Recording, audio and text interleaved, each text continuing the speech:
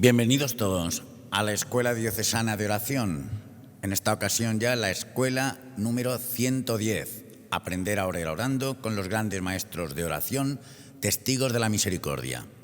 La semana pasada escuchábamos el relato impresionante con el perfil biográfico de San Pablo VI y la preciosa catequesis que sobre él nos daba nuestro arzobispo don Francisco, cómo oraba San Pablo VI. Hoy nos acercamos al Papa, diría yo, de mi juventud, al Papa de muchos de los que estamos aquí, a San Juan Pablo II. Karol Józef Wojtyła, elegido Papa el 16 de octubre de 1978, nació en Wadowice, en Polonia, el 18 de mayo de 1920. El menor de 3 hijos, de Karol y Emilia, que falleció en 1929. Su hermano mayor, Edmund, médico, muere en 1932 y su padre, suboficial del ejército, en 1941. A los 9 años recibe la primera comunión y a los 18 el sacramento de la confirmación. Terminados los estudios en la Escuela Superior de Wadowice, en 1938 se inscribe en la Universidad de Cracovia. Cuando las fuerzas de ocupación nazi cerraron la universidad en 1939, el joven entonces Karol trabajó en una cantera y luego en la fábrica química de Solvay para poder subsistir y evitar así la deportación a Alemania. A partir de 1942, sintiéndose llamado al sacerdocio, asistió a los cursos de formación del Seminario Mayor Clandestino de Cracovia, dirigido por el arzobispo entonces Adam Stefan. Al mismo tiempo fue uno de los promotores del teatro rapsódico, también lógicamente clandestino. Después de la guerra continúa sus estudios en el Seminario Mayor de Cracovia, abierto de nuevo, y en la Facultad de Teología de la Universidad, hasta su ordenación sacerdotal en Cracovia el 1 de noviembre de 1946. Es enviado después por el cardenal Sapieha a Roma, donde obtuvo el doctorado en teología con una tesis sobre el tema de la fe en las obras de San Juan de la Cruz. En esos años, durante sus vacaciones, ejerció el ministerio pastoral entre los emigrantes polacos de Francia, Bélgica y Holanda. Es en 1948 cuando regresa a Polonia y primero fue coadjutor a las afueras de Cracovia y luego en la iglesia de San Florián dentro de la ciudad. Fue nombrado capellán de los universitarios hasta 1951 cuando reanudó sus estudios filosóficos y teológicos. En 1953 presentó en la Universidad de Cracovia una nueva tesis sobre la posibilidad de fundar una ética cristiana a partir del sistema ético de Max Scheler. Después fue profesor de Teología Moral y Ética en el Seminario Mayor de Cracovia, en la Facultad de Teología de Lublin. En julio de 1958 el Papa Pío XII lo nombra obispo auxiliar de Cracovia y titular de OMBI. Recibe la ordenación episcopal en el año 1958 en la Catedral de Wałbrzych, en Cracovia, de manos del arzobispo Eugeniusz Bastiat. El 13 de enero de 1964 fue nombrado arzobispo de Cracovia por el Papa Pablo VI, que lo creó cardenal el 26 de junio de 1967. Participó en el Concilio Vaticano II. El Papa Juan Pablo II, recordamos, realizó 146 visitas pastorales en Italia y como obispo de Roma visitó 317 de las 332 parroquias con que cuenta Roma en la actualidad. Realizó 104 viajes apostólicos por todo el mundo, expresión de su constante solicitud pastoral del sucesor de Pedro por todas las iglesias. Entre sus principales documentos se encuentran 14 encíclicas, 15 exhortaciones apostólicas, 11 constituciones apostólicas, 45 cartas apostólicas. Al Papa Juan Pablo II se le deben también 5 libros. Celebró 147 ceremonias de beatificación, en las cuales proclamó 1.338 beatos y 51 de canonización, con un total de 482 santos.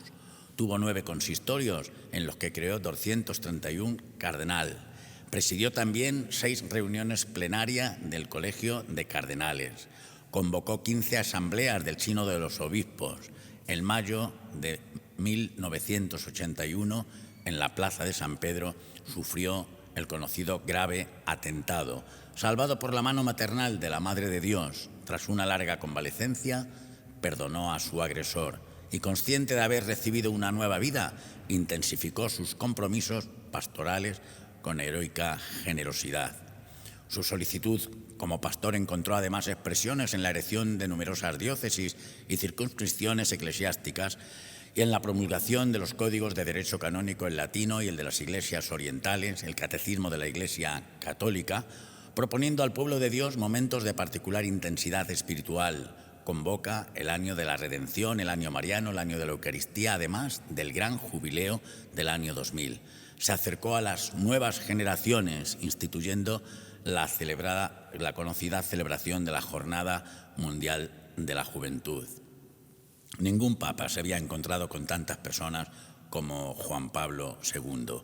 Murió en Roma, en el Palacio Apostólico del Vaticano, el sábado 2 de abril de 2005 a las 21:37, víspera de domingo en Albis de la Divina Misericordia, fiesta instituida por él. El recordado Papa San Juan Pablo II aterrizó y visitó Toledo aquel 4 de noviembre de 1982. Mi trabajo, don Francisco, sabe usted cuál era en aquellos momentos. Yo le acompañé, tuve la suerte a tantos lugares que visitó en España como Policía Nacional.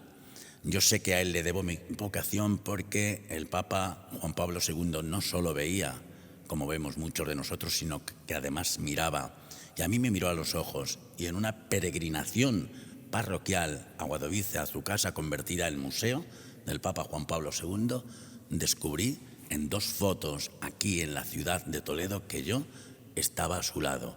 Una en la puerta del seminario y otra entrando a saludar a los jóvenes en el Santiago Bernabéu.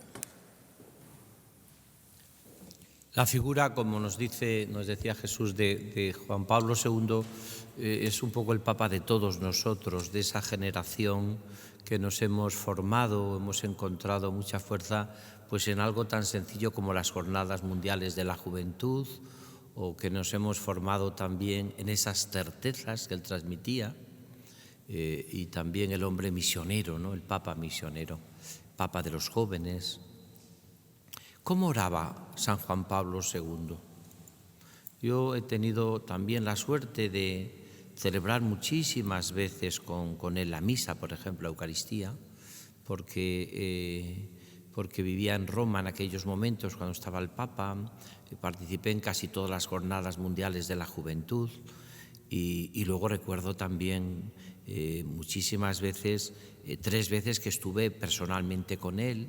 Una cuando don Marcelo nos quiso a todos los que estábamos estudiando en Roma, nos metió allí en aquella audiencia y estuvimos casi 20 minutos con el Papa Juan Pablo II allí, nos fue preguntando uno por uno. Recuerdo también en otros momentos también personal cuando como alumno del Colegio Español en Roma, una mañana tuvimos que ir a la misa temprano que celebraba y estuve con él celebrando la Eucaristía, el grupito de los alumnos del Colegio Español, que no éramos mucho, ¿no? En aquella preciosísima capilla donde llegaba el ruido de Roma, despertando Roma a las 6 de la mañana, o a las 7 llegaba ese ruido. Y cuando yo llegué recuerdo que veía al Papa rezando. Estamos en la capilla, yo me coloqué muy cerquita de él, incluso en algún momento le levantábamos la casulla. Yo recuerdo que cuando llegamos estaba el Papa rezando, estaba de rodillas, mirando la Virgen de Częstochowa, que la tenía allí, la patrona de Polonia, ¿no? Y el Papa se ve que oraba, cuando uno ve, por ejemplo, cómo oraba Pío XII, cuando se ve en las fotografías cómo oraba Pío XII, se le veía así como un hombre, casi podríamos decir erguido, así. El Papa Juan Pablo II, cuando entramos allí todos a orar con él, 2 veces he estado en esos momentos, pues se le veía como que oraba de una manera como que, en cierta manera, su oración era vida, era diálogo, era lucha casi, ¿no? Y en algún momento después de un rato largo se sentaba, estaba un rato mirando, después se volvía a arrodillar, volvía a estar mirando al Señor, ¿no? En esa casi hora que entrabas, llegabas temprano, te sentabas allá y veías como el Papa oraba, llegaba el ruido de Roma. A mí eso me impresionó mucho, y me impresionaba mucho también esa oración profunda del Papa, ¿no? Parecía que tenía como un duelo con Dios y le presentaba pues ese mundo que también él vive dramático, ¿no? Por eso me preguntaba yo, porque claro, la oración de San Juan Pablo II pues sería para un curso entero hablando de su oración. Se podía hablar de las grandes encíclicas dedicadas a la redención, como oraba. Se podía hablar, por ejemplo, del Papa de las certezas, como he dicho. Se podía hablar del Papa como oraba como misionero, como oraba también, por ejemplo, a nivel contemplativo, cómo se le veía orar en las Jornadas Mundiales de la Juventud, que era impresionante también. Yo me acuerdo de una en Tor Vergata, nunca olvidaré aquella noche memorable, allí 2 horas allí orando con una vigilia con el Papa, que fue realmente increíble, ¿no? Ahora, yo voy a hacer una síntesis, como he hecho con el anterior Papa, y haremos, si Dios quiere, con San Juan XXIII. Yo pondría esto primero, para ir como con mucha sencillez. La oración de Juan Pablo II es la oración de la unión con Cristo Redentor. ¿Por qué digo esto? Porque mirad, la primera encíclica programática del Papa fue realmente Redentor Hominis. Lo mismo que Evangelii Gaudium ha sido del Papa Francisco, o también Ecclesia Suam de Pablo VI, el diálogo con toda la humanidad. El Papa Juan Pablo II, cuando en su vida de oración descubre en su trato personal con Jesucristo que hay que presentar a la humanidad al Redentor del hombre, Redentor Hominis. Luego, si os fijáis, casi todas sus encíclicas llevan el nombre de la redención. Redentor Hominis, dedicado a Jesucristo. Redentoris Mater, dedicado a la Virgen. Redentoris Custos, dedicado a San José. Redentoris Missio, dedicado a las misiones. Redenciones Donum, dedicado el don de la redención a los religiosos y consagrados. Por tanto, era una oración que bebía del corazón redentor de Cristo. Esa sería la primera clave de su oración, que yo le he visto, ya digo, celebrado, sería exagerado si no digo que cientos de misas con él. Era muy típico allí cuando estabas en Roma, incluso algunas veces, bajar al Vaticano, al San Pedro, y a veces podías celebrar la Eucaristía con el Papa Juan Pablo II. No digamos en todas las Jornadas Mundiales de la Juventud, en todos los encuentros, la cantidad de veces que vino a España, creo que fueron 4 veces las que estuvo el Papa Juan Pablo II en España, ¿no? Por lo tanto, a Toledo vino aquel memorable 4 de noviembre, la fiesta de San Carlos Borromeo, que estuvo en el seminario, ¿no? Y que hay una placa cuando estaba don Marcelo arzobispo cardenal de Toledo. Era una oración redentora. Esto es importante porque en aquellos momentos podíamos decir que él pone el acento en la redención de Cristo, en una oración con las ansias redentoras del corazón de Cristo, en una oración que participa de Jesucristo Redentor. Yo me acuerdo que nada más llegar al seminario, cuando sale, recuerdo un curso que hicimos memorable con don Cleofé sobre Redentor Hominis, donde profundizamos muchísimo en esta encíclica, que por cierto, lo mismo que os decía en el programa anterior, en la catequesis anterior, en la meditación anterior, que Pablo VI se leía muy bien y San Pablo VI daba gusto, al Papa Juan Pablo II era más difícil leerlo.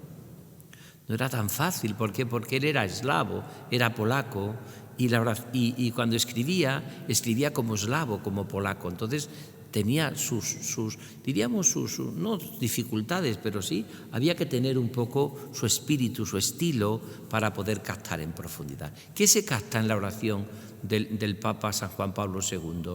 Se capta una oración profundamente que sintoniza con Cristo Redentor, con su corazón. Pero, curiosamente, como redentor del hombre total, del hombre y la mujer total. ¿Por qué digo esto? Porque mirad que luego Benedicto XVI, que no vamos nosotros a profundizar en en su oración del Papa Benedicto XVI, que también es otro Papa realmente con mucha santidad también, pero todavía no está canonizado por la Iglesia, por tanto no vamos a profundizar en él, pero los que estamos profundizando, los papas o los obispos, son los que ya son santos, ¿no? Pero fijaros en que Juan Pablo II o también, por ejemplo, decíamos Benedicto XVI, cuando hablan de Jesucristo, tienen una aportación que el Papa, que ya está en Juan Pablo II, y es que Jesucristo es 100% divino y 100% humano. El gran peligro en la vida de oración y en la relación con Jesucristo es, o en cierta manera no era tan divino y entonces nos cargamos su divinidad, o por lo menos, o no era tan humano y nos cargamos su humanidad. La síntesis que hace Benedicto XVI, que está en Juan Pablo II, que lo hizo también su gran colaborador, a Benedicto XVI, entonces Ratzinger, en el fondo es una oración que tiene en cuenta a Jesús en su totalidad.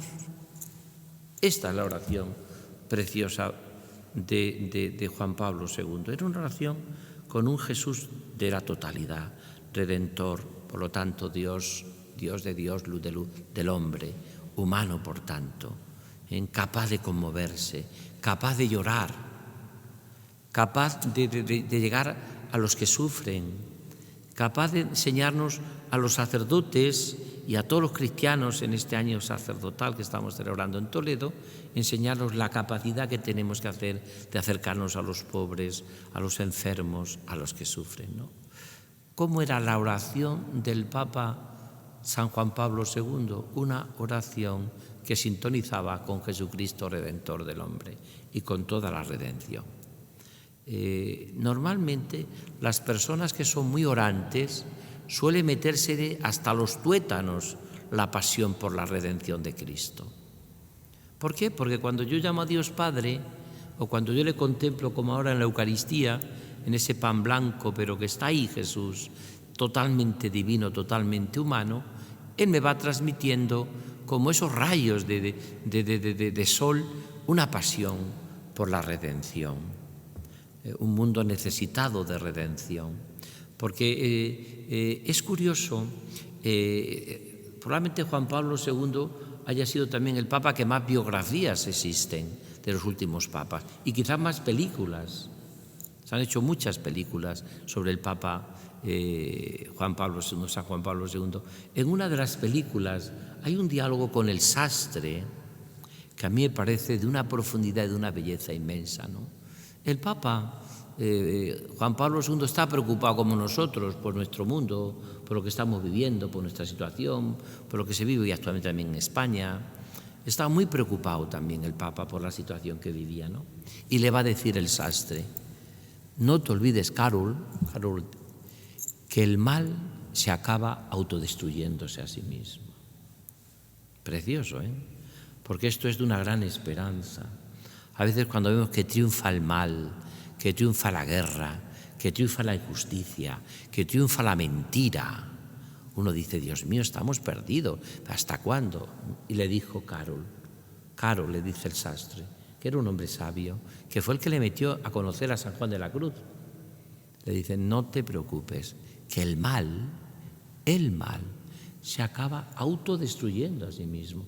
Y pasó con los totalitarismos que entonces había en Europa. Le pasó al comunismo y le pasó al fascismo, o le pasó a Hitler. Los dos totalitarismos acudieron autodestruyéndose a sí mismos. No duraron tiempo. Cayeron todos los muros, cayeron todos los campos de concentración, cayeron todo. ¿Por qué? Porque el mal se acaba autodestruyendo. A veces hasta que se autodestruye totalmente nos cuesta aceptar y tenemos que sufrir, pero se acaba autodestruyendo, ¿no?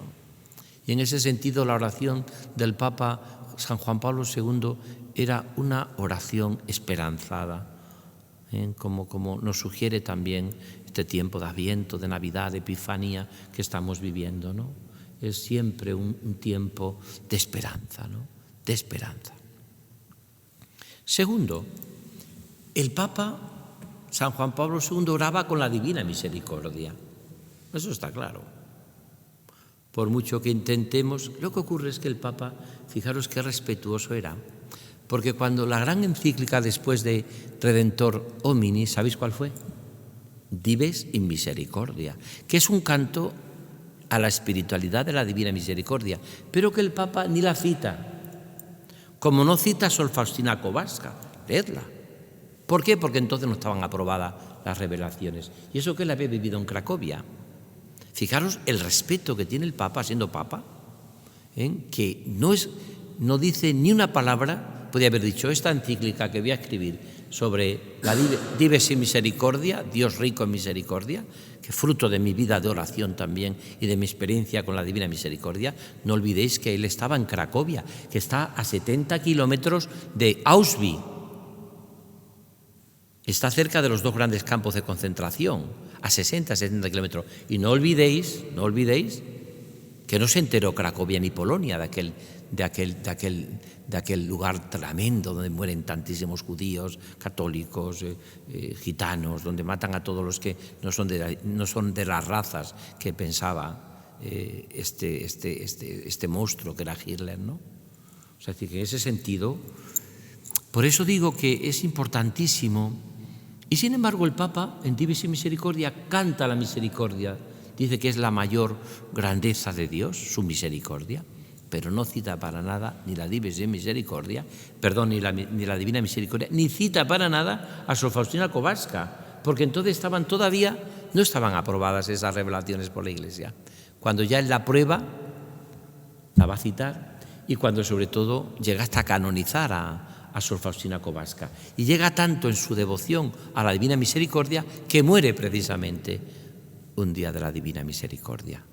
Él había instituido esa fiesta, que es el segundo domingo después de Pascua, y que viene la oración colecta, habla de la misericordia divina, de la misericordia de Dios. Esto lo saco porque también nosotros hemos puesto como lema en nuestra archidiócesis de Toledo en este año sacerdotal, testigo de la misericordia divina, ¿no?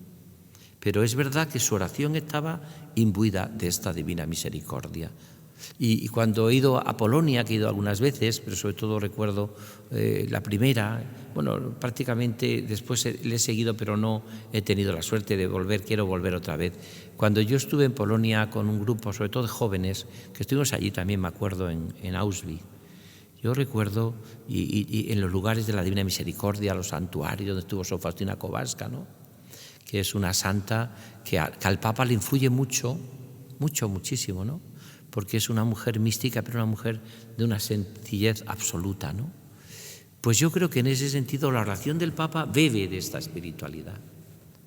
¿Por qué? Porque en un mundo desgarrado, no era como Pablo VI, que Pablo VI vive, se puede decir, todo el tema de la guerra, pero lo vive desde una Italia, desde más bien los coletazos. Pero es que a Juan Pablo II lo vive toda esta realidad, la vive en Polonia, una Polonia pues invadida del comunismo y destrozada, ¿no? A él le toca hacer una nueva parroquia en Nova Huta, que se le opone todo el mundo, y precisamente con los obreros lo consigue, porque siendo un papa, era un papa él fue trabajador, trabajó como un obrero con sus manos. Sin embargo, es una oración, la oración de Juan Pablo II, una oración desde la Divina Misericordia. Decirles que no existe más que acercarse a Dios. O te acercas, o nos acercamos porque Dios es rico en misericordia, o no tenemos nada que hacer. O mi oración está llena de esa misericordia divina, o no tenemos nada que hacer. Hay el que quiera ir delante de Dios con derechos. Hay aquel que no se pone en la cola de los pecadores, como se puso Jesús en el bautismo. Hay de aquel que es soberbio y no tiene nada que hacer, absolutamente nada que hacer. Por eso necesitamos de esa divina misericordia, necesitamos en nuestra propia vida, ¿no?, necesitamos de descubrir esa misericordia del Señor para cantar eternamente las misericordias del Señor. Por eso yo creo que la segunda clave de la oración del Papa Juan Pablo II era esa sintonía que tenía con la divina misericordia, vivido en momentos muy difíciles de la historia, muy difíciles de una Polonia que sangraba de dolor, una Polonia que no le dejaban tampoco casi tener identidad de nada, ¿no? Y donde el catolicismo lo vivía de una manera este hombre tan apasionado, ¿no? Cuentan como anécdota que cuando le hacen obispo muy joven, con 37, jovencísimo, y le entrega el cardenal que lo han nombrado, le entrega la carta, ese sobre, y él lo abre y dice que me hacen obispo y soy muy joven. Y le dice el cardenal, no te preocupes, que eso se pasa enseguida. La juventud se pasa enseguida, así que no te preocupes. Pero este Papa es el hombre de la oración en la clave de la Divina Misericordia. Sería bueno releer otra vez Dive sin Misericordia. Ya desde todo lo que se ha aceptado después, esta devoción, que por cierto nuestra Archidiócesis de Toledo acaba de ser aprobada y ya tenemos también incluso pues toda la realidad, y ya hay bastantes grupos en nuestra Archidiócesis dedicados a la Divina Misericordia. Y la tercera y última, que me parece que también podíamos decir que es la oración del Papa San Juan Pablo II, era una oración misionera. Lo han dicho cuando hemos presentado, ha dicho Jesús, el delegado episcopal de espiritualidad, era una oración misionera. Fijaros que el Papa San Juan Pablo II tiene claro en su oración anunciar a Jesucristo. Tiene claro en su oración anunciar a Jesucristo y llevarlo hasta la última parroquia de Roma, como se ha dicho, hasta el último rincón de Italia y hasta el último rincón del mundo. Ha habido pocos lugares que no haya visitado como misionero Juan Pablo II. Mirad, una vez le preguntan al Papa, así en plan como muy confidencial, ¿por qué tantos viajes, no? Y él viene a decir, porque él tenía como muy claro que lo que tiene que hacer el Papa es decirle al mundo quién es Jesús. Mirad, cuando le pregunta a Jesucristo a los apóstoles, ¿quién dice la gente que soy yo? ¿Qué es el Hijo del Hombre? ¿Quién dice la gente? Pues todos responden, unos que Juan Bautista, otros que el Mesías, otros que uno de los profetas, otros. ¿Y tú quién dices que soy yo? ¿Y vosotros quién decís que soy yo? Se dicen los apóstoles. ¿Quién responde? ¿Y quién da en la diana de quién es Jesús? El Papa, Pedro, Juan Pablo II, Francisco, Pablo VI. Porque ¿qué dice Pedro? Tú eres el Hijo de Dios vivo. Esos son los viajes misioneros que hace el Papa Juan Pablo II. ¿Por qué es misionero Juan Pablo II? Misionero por todo el mundo, que está en Japón y aprende palabras para un discurso en japonés, que es capaz de llegar a todo el mundo, a los jóvenes, a las familias. Decían los periodistas cuando le seguían, yo no sé cómo podéis, porque el Papa agota a todos. Tenía a lo mejor un día 14 discursos en un día. Ningún periodista le podía seguir. Era mucho más fuerte y mucho más de lo que podía pensar. Sin embargo, el Papa iba, recorría el mundo anunciando el Evangelio. No se cansaba, ¿no?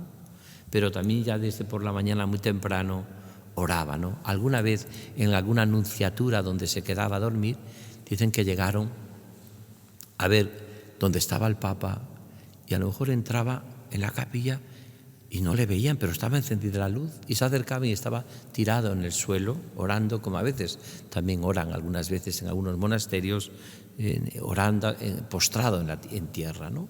Encontraron muchas veces al Papa en esa oración, podríamos decir, de humildad, de postración ante el Señor, ante el sagrario, ¿no?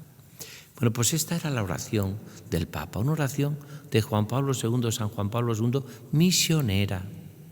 ¿Por qué? Porque el Papa descubre que en aquellos momentos lo que más necesitaba el mundo era Jesucristo, como ahora, como siempre. Perderse a Jesucristo es perderse lo mejor de la vida. Y como necesitaba no perderse a Jesucristo, que es lo mejor de la vida, y necesitaba hacérselo descubrir a la humanidad y a todo el mundo, pues desde esa realidad, en ese sentido, pues es una preciosidad como realmente él lo anunciaba por todo el mundo. Y lo anunciaba con una fuerza con una fuerza, con una garra que tenía, con un sentido del humor, que es el sentido del amor, ¿no? Cuando se recorrió toda España y vino a Toledo y Segovia y Ávila y fue a Guadalupe y estuvo en tantos lugares, Madrid, ha estado muchas veces, ¿no? Recuerdo la última vez que estuvo en España, que creo que fue un encuentro con cerca también de 1 millón de jóvenes, que se preparó en poco tiempo, y allí estuvimos, allá otra vez en Cuatro Vientos, casi 1 millón de jóvenes, ¿no? Allá como el Papa conectó, siendo ya un anciano, un auténtico anciano era.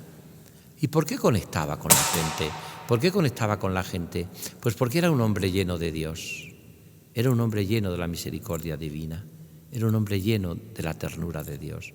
Y cuando una persona tiene esa ternura y esa misericordia divina y tiene eso, pues es capaz de sintonizar siempre con los sentimientos más profundos de Jesucristo, ¿no? Por eso yo creo, y ya con esto termino, que la figura colosal de San Juan Pablo II nos recuerda también a nosotros algo que es precioso, ¿no?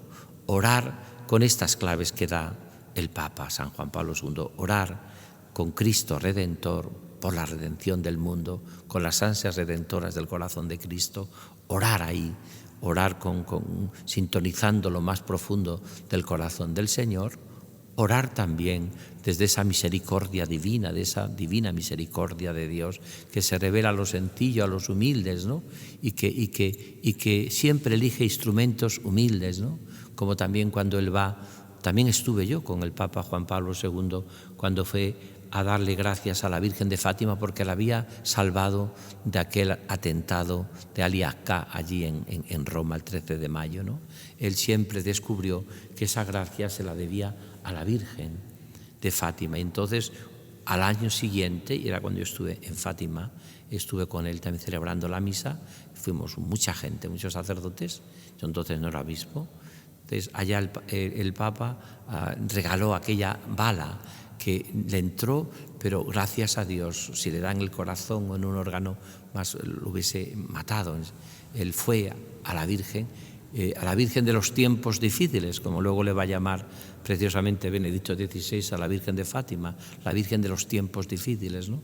Pues esa Virgen de los tiempos difíciles, la Virgen de Fátima, San Juan Pablo II fue a darle gracias por haberle salvado de aquel atentado, que luego va a escribir probablemente en este episodio la encíclica más bonita de su vida, que fue perdonar al que quiso asesinarlo, ¿no? Y ese abrazo que tiene, y ese perdón, y esa conversación que tiene con este hombre que quiso matarlo, es realmente una encíclica grabada en el corazón de toda la humanidad, ¿no? Ese que es capaz de perdonar y de amar y de vivir hasta el extremo, ¿no? Entregando la vida por el Señor. Y después el Papa, decíamos antes, el Papa del Redentor Hominis, el Papa de la Redención, el Papa que ora desde la divina misericordia, con esas entrañas de misericordia que decimos en el Benedictus cuando rezamos los laudes, nos ha visitado esa misericordia entrañable de nuestro Dios, nos ha visitado esa oración del Papa San Juan Pablo II, que se hace una oración misionera, contemplativa. Por eso los contemplativos, los muchos miles de contemplativos que nos siguen en el mundo a través de nuestra Escuela Diocesana de Oración por YouTube, los miles de contemplativos que me constan, pues ellos saben que su oración es también misionera y que muchos de estos contemplativos, de estas monjas de clausura, de estos religiosos que oran por la humanidad, llegan a atravesar selvas impenetrables y llegar hasta los desiertos y llegan a la humanidad, porque lo que llega es el amor, y el amor cuando se vive con un espíritu de sacrificio y de entrega, como hacen nuestras hermanas contemplativas. El Papa San Juan Pablo II fue un misionero, pero porque tenía detrás una profunda vida de oración y contemplativa. Pues nos encomendamos en nuestra vida de oración a San Juan Pablo II para ser testigos también nosotros de la divina misericordia.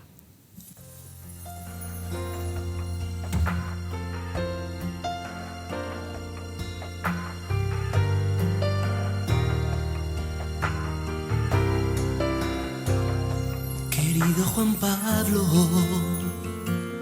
te escribo esta carta carta de un joven que hoy muere un poco porque tú te vas. La carta del niño que aún llevo dentro, que creció contigo y con tu sonrisa de amor paternal. Querido Juan Pablo, te escribo llorando. Mi alma se encoge y al tiempo estremece al verte partir. Pero una esperanza que brilla en lo alto me dice que vives, que estás a mi lado, que sigues ahí. Y te vas, pero nos dejas tu bondad. Tú trazaste un sendero de cariño sincero, desgastaste tu vida con amor verdadero. Te vas, pero dejas la estela de tu paz. Crecerán semillas de tus maravillas. Derrumbaste muros de rencor, héroe de la libertad. Denunciaste la injusticia, el odio, la guerra, el hambre, la indignidad. Nos hablaste desde el corazón, te entregaste sin mesura. Supiste vivir y morir y amarnos hasta la locura. Derrumbaste muros de rencor,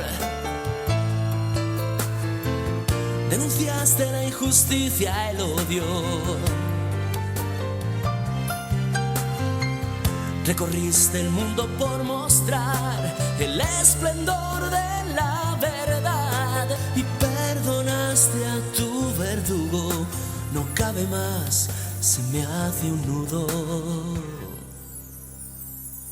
Querido Juan Pablo, ¿qué puedo decir? Gracias por tu vida, gracias por tus sueños y hacernos felices.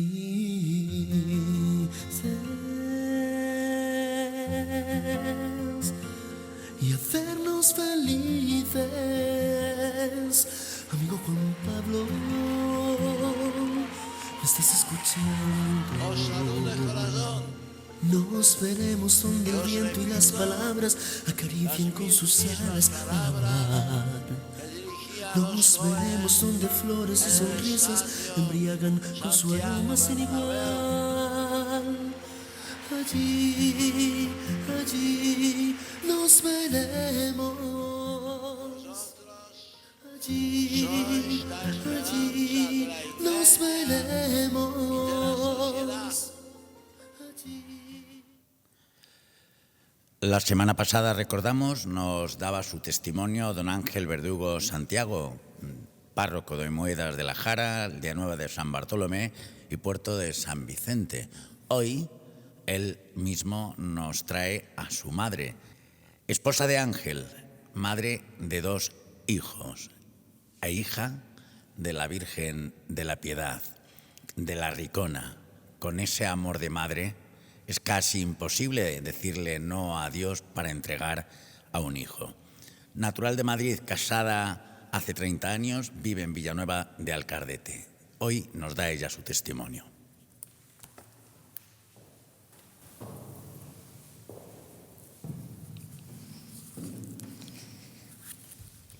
Buenas tardes.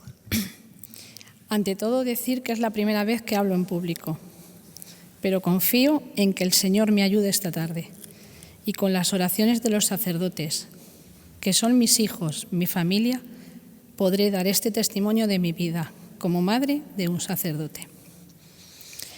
Gracias, en primer lugar, a nuestro arzobispo don Francisco, por el cuidado paterno que tiene para con todos, y le pido que el Señor le siga ayudando a pastorearnos con corazón de padre. Me llamo Gema, natural de Madrid, aunque llevo 30 años viviendo en Villanueva de Alcardete, el pueblo de mis padres, de mis abuelos. casada con mi esposo Ángel y madre de 2 hijos, Ángel sacerdote y la pequeña de la casa Gema. Quisiera transmitiros en esta tarde la alegría que hay en mi corazón de que Dios se fijase en mi familia para llamar a uno de mis hijos a su seguimiento como sacerdote. Es un regalo y una responsabilidad grande para nosotros. Hace 30 años mi esposo y yo formábamos una familia. Éramos jóvenes, yo tenía 19 para cumplir 20 años, toda una aventura. Al poco tiempo nació nuestro primer hijo, Ángel, y a los 4 años nació la pequeña de la casa, mi hija Gema. Al poquito tiempo mi marido cayó enfermo, lo cual hizo que Ángel, que era el mayor, se hiciese más maduro. En aquellos años yo era de ir a misa en días puntuales. Mi esposo no iba nunca. De pequeña me decían que tenía que ir a misa y yo contestaba que sí. Mis padres me decían, cuando vengas te voy a preguntar de qué color va vestido el cura. Por lo que os he dicho, no conocíamos a Cristo y menos su seguimiento. Es verdad que he tenido en mi vida un testimonio muy grande de fe, especialmente la vida cristiana de mi abuelo Ángel, que era un hombre grande de Dios. Mi hijo sacerdote fue bautizado un domingo de resurrección. Años más tarde descubrí lo que significaba el bautismo, y más un día tan grande. Pero el Señor ya estaba marcando la vida de mi hijo sin darnos cuenta. Él iba creciendo y notábamos que nuestro hijo era especial. Le encantaba que le regalásemos algún santo, jugar a celebrar misa, hacer procesiones. Todos los domingos iba a misa con mi madre. Cosas por las que Dios se sirvió para que mi hijo fuese más tarde todo de él.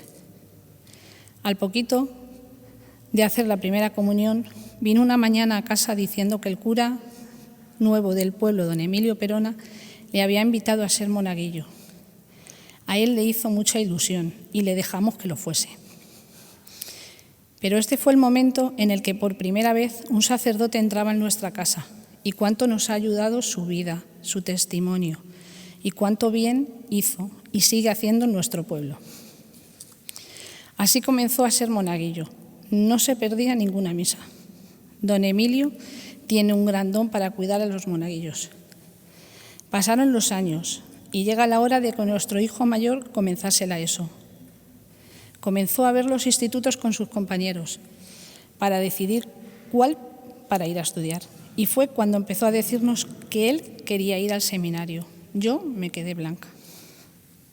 Le decía, no puede ser, no tenemos medios económicos para ir al seminario. Eres muy pequeño y por lo que ya, cuando seas más mayor, irás al seminario.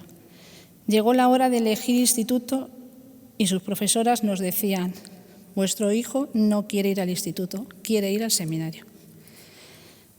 Don Emilio fue a casa y nos explicó que si tenía vocación de ir al seminario, nos ayudaría.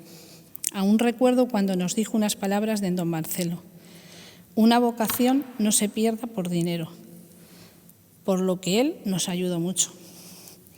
Hablar del seminario para mí me sonaba un internado tipo películas de miedo. Pero al visitar el seminario con nuestro párroco, que siempre nos ha acompañado, vine encantada de lo que yo vi aquel día. Un sitio precioso, lleno de vida, con un equipo de formadores encantadores. Hablamos con el rector del menor, don Álvaro, y nos animó muchísimo. Así hizo el cursillo de ingreso que llegó feliz y fue admitido a nuestro querido seminario menor. Yo tenía la esperanza de que cambiase en aquel verano de opinión, pero no fue así.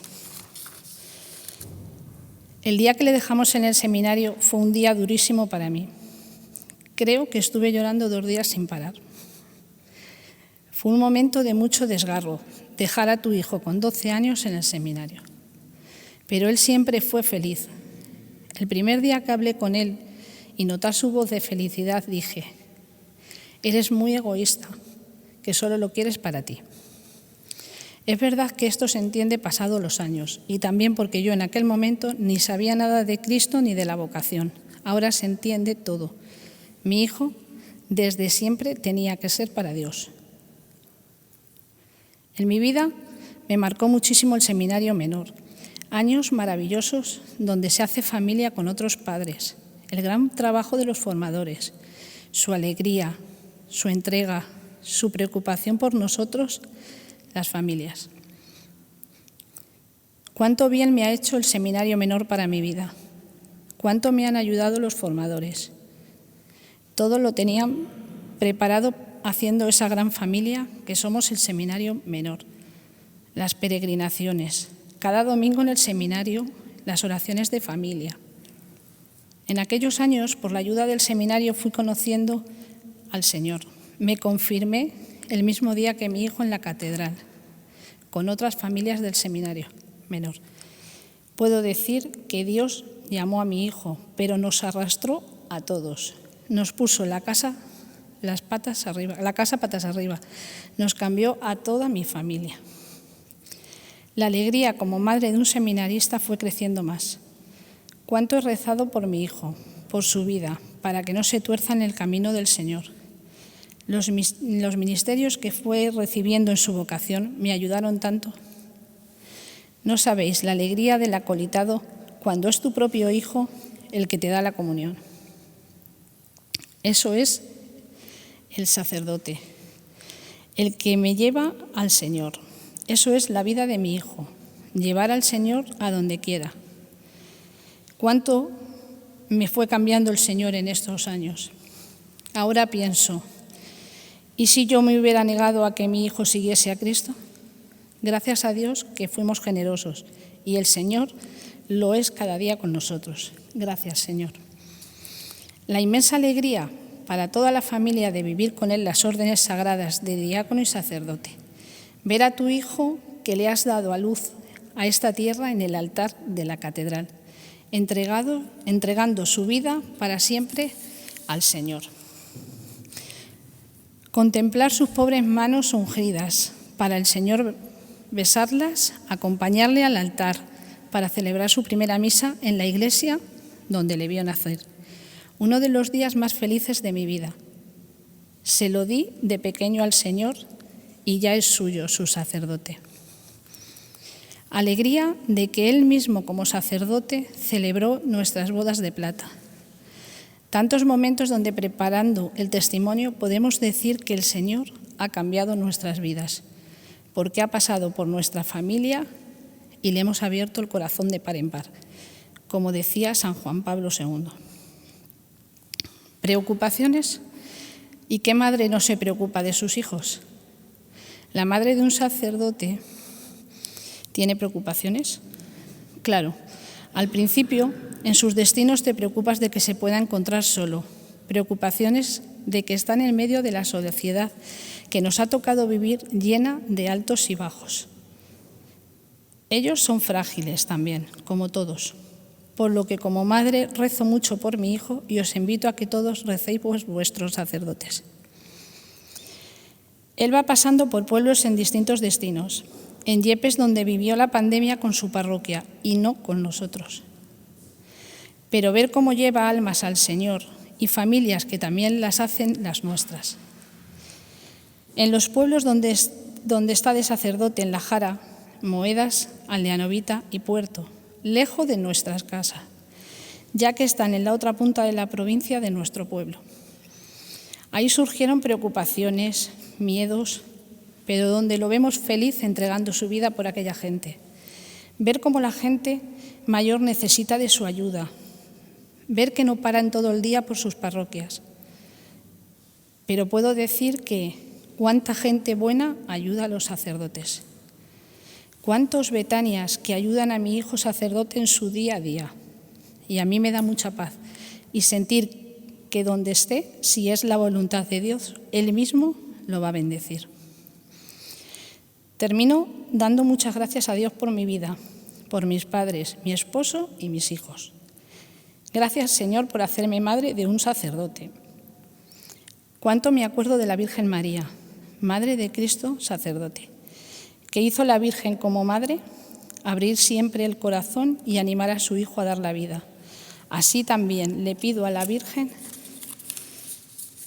que me ayude a acompañar a mi hijo y animarle a que me dé la vida, aunque a veces le digo que pare un poco. Gracias, don Francisco, por esta oportunidad en la que en medio de mis miedos he querido solo dar testimonio para ayudar a que otros recen por nuestros sacerdotes. Don Francisco, cuide mucho de los sacerdotes y a ustedes que recen por mí, por mi familia, por las madres de los sacerdotes y, cómo no, por nuestro seminario mayor y menor y por todos los sacerdotes. Gracias, Señor, por fijarte en mí, por fijarte en mi familia, por regalarnos un hijo sacerdote.